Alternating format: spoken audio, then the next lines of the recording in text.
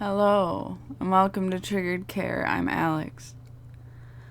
It's Mental Health Awareness Month, and it's about halfway through, and I haven't uploaded in a bit, because life has been rough. But I wanted to make a video. I was just sitting and thinking about a video idea that's been swirling around in my brain for a bit. And so I wrote some things down, and I want to share that as my contribution to talking about mental health. I'm going to share a part of my recovery journey that really changed my perspective on a lot of things. Several years ago, I was going through flashbacks and marital issues. And along with all that stuff, I was suffering from psychosis continually. And back then, I called that my angry voice, but I was just getting screamed at by that angry voice, day in and day out, where it was just tearing me down, saying cruel things to me, feeding into suicidal ideation.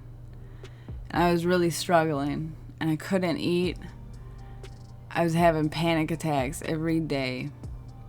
And part of that was all that verbal assault, and the veracity of it reminded me of my mother.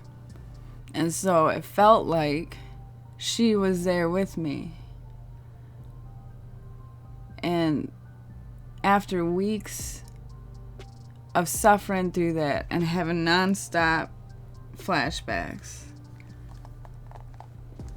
I found this video by another survivor who suffers from something similar of psychosis. It's not psychosis in this case, but it translates as the same. And she was talking about how when dealing with that angry voice, you have to compromise with it and have trust in it. And I know I've spoken about this before on this channel. But a part of that process also involved empathizing with my mother. Because the way that voice made me think of her, it would always trigger me out and make me flashback even more. And I realized that I had to humanize her, and that I had somewhat dehumanized her in my recovery journey. And that bringing me comfort of, well, we're not the same. So, she hates me because she just can't love anybody. And she's incapable of being a human, so that's why she hates me, and that therefore, then, isn't my fault. Well, that delusion and that narrative that I was giving myself didn't sit right. It made me starve and twisted up my guts real bad. And so I realized, I gotta empathize with her. I gotta try to put myself in her shoes and realize that she is a human being who deserves love and respect. And it's hard for me to look past the hurt that she's put onto me. But if I want to stop hurting, if I want to forgive her, which I do want to forgive her, I have to be able to understand why all of that happened. And it's not that she's a mystical creature of evil. That's not what it is. And so I did some research, and I looked into it. And I thought about my memories from her perspective, and I thought about all the stories that I'd heard over the years from family members about her behavior in the past and what sort of connections she has with people. And I'm not going to go into her life story details. But in this process, I learned about her and I learned about myself a lot. Because I realized that angry voice is like a part of her. She left that with me. And when I am in a flashback and deep in psychosis is when those cruel words come out of me. And I am seeing red and I'm trapped in the back of my brain, unable to logically think, unable to connect to the world around me. And if I get stuck in that place for even 10 minutes, it feels like hell. It feels uncomfortable. It is terrifying. It is not a good experience to feel completely disconnected from your body as your body is raging out.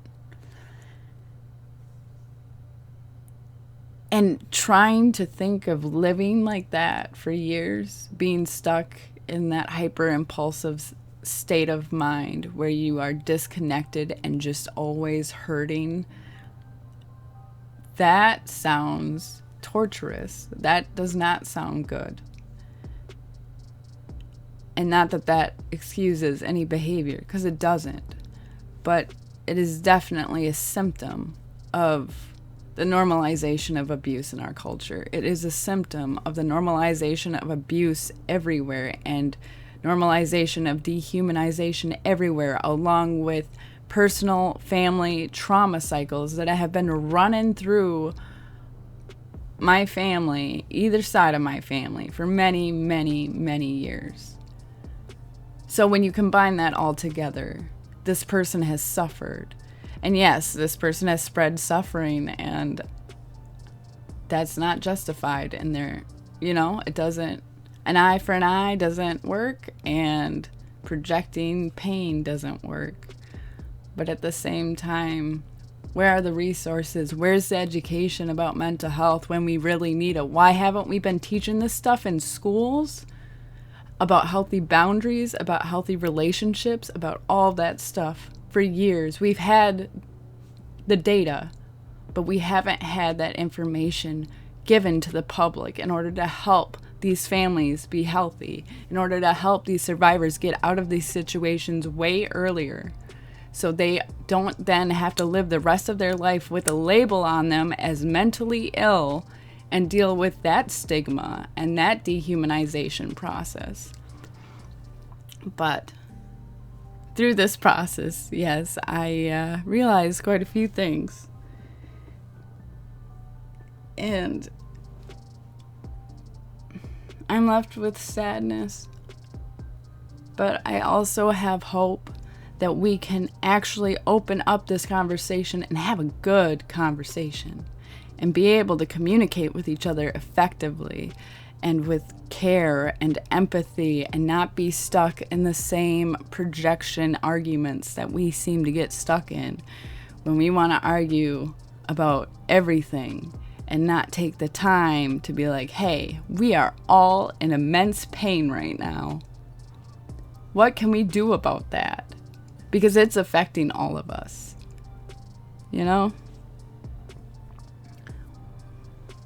Thank you for listening to my story time. And I'm sending good thoughts and energy to everybody. I'm making it through, It's just been a good long while. There's the end timer bark from my pupper. All right, have good ones, everybody.